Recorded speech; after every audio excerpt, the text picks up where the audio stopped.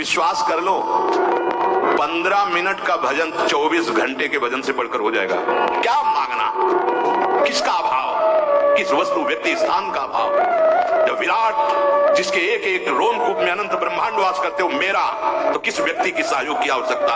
और जो एक चींटी के भी हृदय में खूब आराम से सो रहा है, इतना सूक्ष्म, फिर किसकी हमें सहायता की जरूरत है। तुम अल्पज्ञ हो क्या? तुम्हें पता नहीं है? सर्वज्ञ हो, सर्वशक्तिमान हो, कर तुम अकर तुम अन्यथा कर तुम हो। क्यों मांगे? आप देखो आपका मैदान, आप देखो, हृदय से विश्वास करो। बहुत प्यार करते हो अपने जन, बिल्कुल नहीं। किसी से भी यदि चाह की तो कलंक लग जाएगा शरणागति पे। हमारा भजन इसी बात का है कि हम पड़े हैं तो आपके सहारे हैं, हम चल रहे हैं तो आपके दिए हुए बल से चल रहे हैं। हमें और किसी का बल और किसी से चाह की पूर्ति नहीं चाहिए। प्रभु को पाने की सच्ची इच्छा नहीं है, सच्ची मानिए, इसीलिए अन्य इच्छाएं तुम्हारे हृदय में क्लेश पहुंचा रही हैं। जो केवल सच्ची इच्छा प्रकट हो जाए तो बहुत जल्दी हृदय निर्मल हो जाए। पर सच्ची इच्छा का स्वरूप ऐसा है जैसे कई दिनों का प्यासा आदमी केवल जल चाहता है। सच्ची इच्छा का भजन बहुत शीघ्र हृदय को निर्मल कर देता है। विश्वास कर लो, 15 मिनट का भजन 24 घंटे के भजन से बढ़कर हो जाएगा। एक बार सदगुरुदेव भगवान ने भी कहा था कि प्रयासरत भजन अभ्यासी जब प्रेम रस भजन को प्राप्त होता है तो 5 मिनट में उसका इतना भजन हो जाता है, वो रोम रोम पुलकित, सामने युगल सरकार और निज मंत्र चल रहा। 5 मिनट ऐसी स्थिति, 24 घंटे का भजन। यहां कह रहे हैं 15 मिनट का भजन सच्चाई से बिल्कुल डूब कर जुड़ करके, तो 24 घंटे का बाहरी अभ्यास उसके बराबर नहीं होगा। भजन की सच्चाई हो रही है तो इसकी पहचान है भजन करने वाले की उन्नति। जैसे भूखे मनुष्य को भोजन करने से क्षुधा निवृत्ति होती है, तुष्टि होती है, पुष्टि होती है, ऐसे सच्चाई से भजन करने वाले को स्वाभाविक संसार से वैराग्य और स्वरूप का ज्ञान अपने आप स्फुरित होने लगता है। नहीं, मैं शरीर नहीं हूं, ये सब मांगे मन इंद्रिय प्राणों की, शरीर की नहीं, वो अपने आप स्फुरित होने लगता है और प्रियालाल के चरणों में प्रेम अपने आप होने लगता है। सच्चाई के भजन से, लगन पूर्वक भजन से। जब कभी तुम्हारा मन बुरे काम के लिए तैयार हो जाए, तुम नहीं रोक पा रहे हो, तो उसे फुसला के टाल दो। 1 घंटा, बस 1 घंटा का समय दो हमें। 1 घंटे के बाद हम आपका कहा मान लेंगे, और उस 1 घंटे में नाम कीर्तन शुरू कर दो। वो शांत हो जाएगा, विचार बदल जाएंगे। बुरे काम का संकल्प करने वाले मन का तत्काल साथ मत दीजिए। उस समय उसको फुसलाइए, उस समय उसको अगर डांट के रुकता है तो डांट के नहीं, फुसला के कल ऐसा 1 घंटे बाद, और उस समय तुरंत प्रबल साधन में लग जाइए। उस समय प्रबल साधन है, आंख मूंदो, प्रभु के सामने बैठ जाओ भावना करके और नाम कीर्तन शुरू कर दो। वो समय टल गया, वो शांत हो जाएगा, वो शांत हो जाएगा। हम लोग असावधान हो जाते हैं, जहां वो अपने स्वरूप में अर्थात काम क्रोध आदि के वेग में आया मन, तो हम तुरंत उसका साथ दे देते। नहीं, उससे समय मांगिए, उसको समय में फंसाइए, अंतराय दीजिए।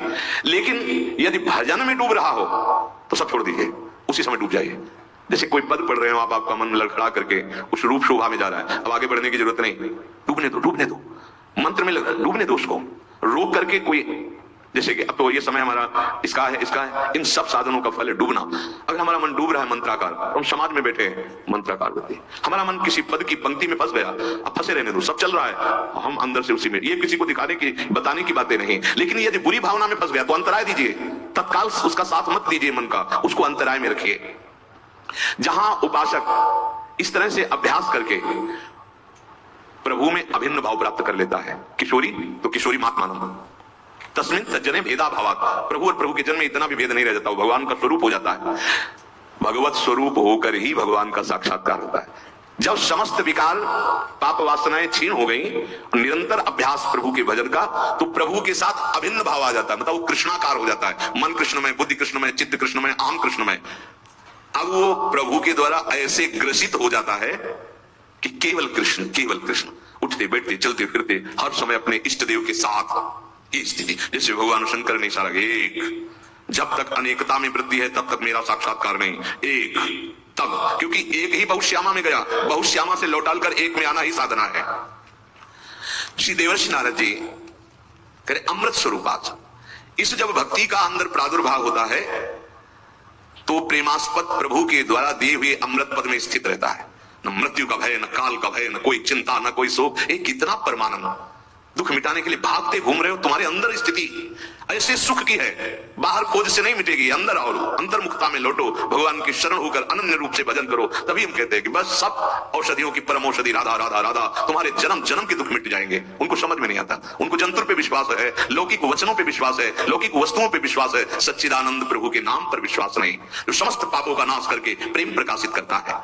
जो विचारवान लोग हैं, इस अमृत पद की महिमा को जानते हैं, जो प्रेम लक्षणा भक्ति से मिलती, तो कह रहे हैं अस विचारी हरि भगत सयाने, मुक्ति निरादर भगति लुभाने।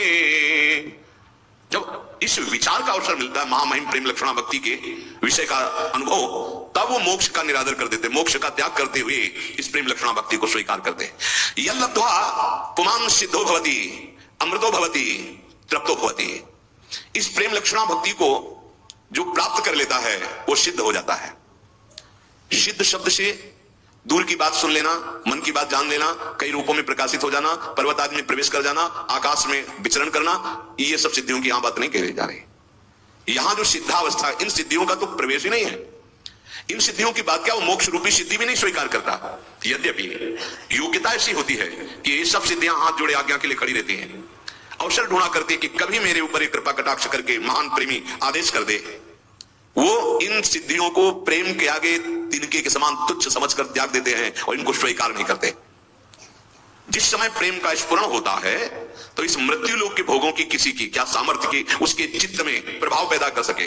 न पारमेष्ठ्यम न महेंद्र जिष्णम न सार्वभौमम न रसाधिपत्यम न योग सिद्धि रपुनर्भवम वा मयि अर्पितात्मे क्षति मत विनाम्य। ओहो, भगवान कहते हैं मेरे में चित्त जिसने अनन्य रूप से लगा दिया है, उसके हृदय में ऐसा प्रेम स्फुरण होता है कि वो प्रेमी भक्त ब्रह्मा का पद, देवराज इंद्र का इंद्रासन, चक्रवर्ती सम्राट, लोक लोकांतरों का आधिपत्य, योग की सिद्धियां या सायुज्य मोक्ष आदि कुछ भी नहीं चाहता। ऐसा अपार आनंद उसके हृदय में प्रकट होता है, सब चाह मिट जाती है। रोमांचेन चमत्कृता तनुरियम भक्त्या मनो नंदितम प्रेमाश्रूणि विभूषयन्ति वदनम कंठम गिरो गदगदाः नास्माकं क्षणमात्रमप्यवसरः कृष्णार्चनं कुर्वताम मुक्तिर्द्वारि चतुर्विधापि किमियं दास्याय लोलायते। मैं अपनी युगल जोरी की उपासना में लगा हूं, उनकी सेवा में, शरीर पुलकित हो रहा है उनका चिंतन करके, आंखों से अश्रु बह रहे हैं, वाणी गदगद हो रही, ठीक से बोला नहीं जा रहा है। मुझे तो अब एक क्षण के लिए भी फुर्सत नहीं कि किसी और आंख उठा के देखूं, पर इतने में सायुज्य सामीप्य सारूप्य आदि मोक्ष दरवाजे पे खड़े क्यों हाथ जुड़े हैं। नहीं चाहिए मुझे मोक्ष, दीमानम न गृह्णन्ति विलामत सेवनम जरा मुक्ति द्वार चतुर्विधापि किमियं दास्याय लोलायते। ये मोक्ष दास की भांति हाथ जोड़े क्यों खड़ा, अर्थात जिसके हृदय में प्रेम जागृत हो जाता है तो मोक्ष सुख भी लुटता घूमता है चरणों में। वेणु कानन कुणित श्रवण सुंदर सुनत मुक्ति सम सकल सुख पाए पग पेलिरी, पाए पग पेलिरी। ये महान प्रेम लक्षणा वृंदावन रस मत्ता, ये भक्ति है। हरि भक्ति महादेव्या सर्वा मुक्त्यादि सिद्धया भुक्तश्चाद्भुतास्तस्यास् चेटिका वदनुव्रताः। ये जो प्रेम लक्षणा भक्ति है